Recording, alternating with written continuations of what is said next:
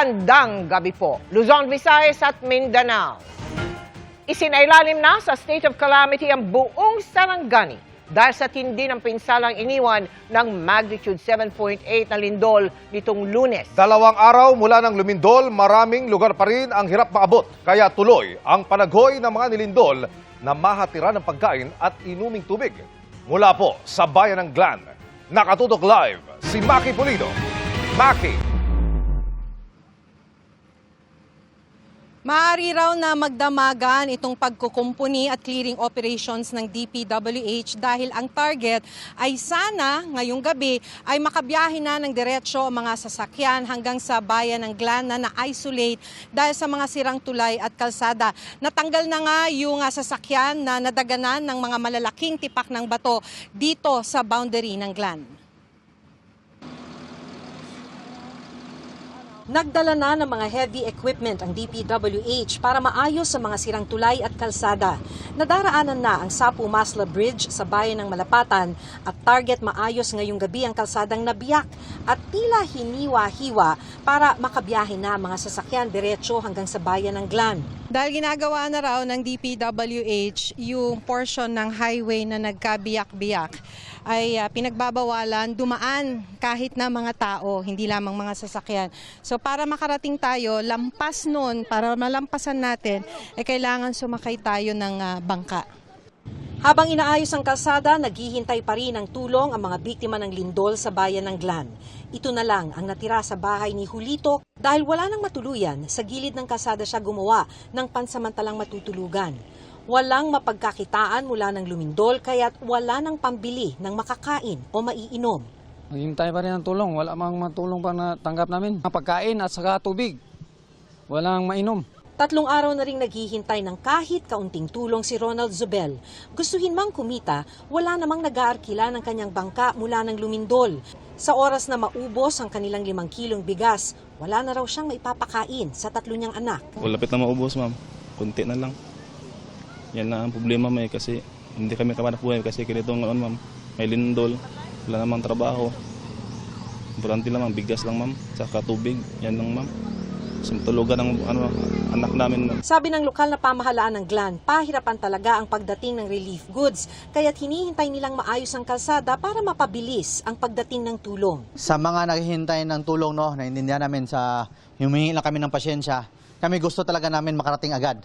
Pero naiintindihan naman natin na hindi talaga natin mapabilis kasi yung daan wala. Pero pati matitirhan, malaking hamon para sa maraming biktima ng lindol. Nasa 20 bahay yung dating nakatirik sa gilid ng bundok na ito dito sa bayan ng Glan sa probinsya ng Sarangani. Pero dahil dun sa lindol, sira na lahat ng mga bahay. Itong bahay nga na ito nahulog na dun sa gitna kung saan nabiyak yung lupa. Dito dati nakatira ang pamilya ni Maricel Poncardas. Hindi po namin alam kung ano yung mangyayari kasi wala naman kami mapupuntahan. Dito lang kami naninirahan sa wala rin kaming sariling lupa kasi. Bahala na po ang Panginoon. 3 araw mula ng lumindol, nag-aalala na rin ang mga doktor sa Rural Health Unit dahil naubusan na sila ng anti-tetanus shot. Baka raw kasi may mga naantala lang ang pagpunta sa pagamutan pero nasugatan noong lumindol. Sa mga cases na nakita namin, ma'am, like may mga patients talaga kami na makapunta dito na for example may mga deep wounds. Yun kasi kailangan talaga yung mabigyan ng anti-tetanus para hindi mag-fester yung infection. Yung delikado kasi sa tetanus is kapag bababa yan sa lungs, magkakaroon ng respiratory arrest yung patient. Hindi siya makakahinga. Sa Glan Provincial Hospital, nagtitiis pa rin sa init ang mga pasyenteng nasa parking lot pa rin dahil hindi pa cleared ang hospital building. Pero mas inaalala ng mga doktor ang mga nagtamo ng matitinding sugat noong lumindol. Our OR is non-operational. Our laboratory is non-operational.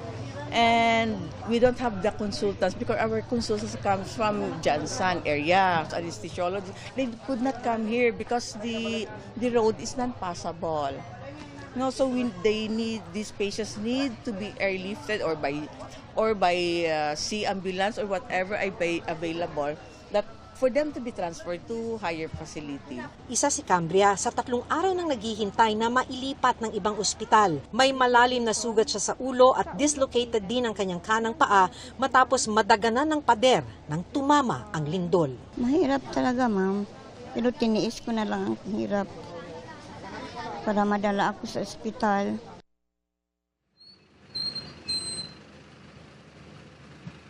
Dahil sira pa ang kalsada ay gumamit na ang Kapuso Foundation ng commercial fishing vessel mula General Santos City. Kaya't nakarating na sila sa Glan nitong hapon at magsisimula ng pamamahagi ng tulong ngayong gabi.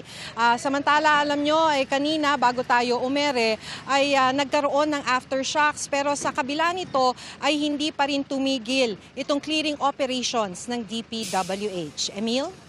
Maraming salamat, Maki Pulido.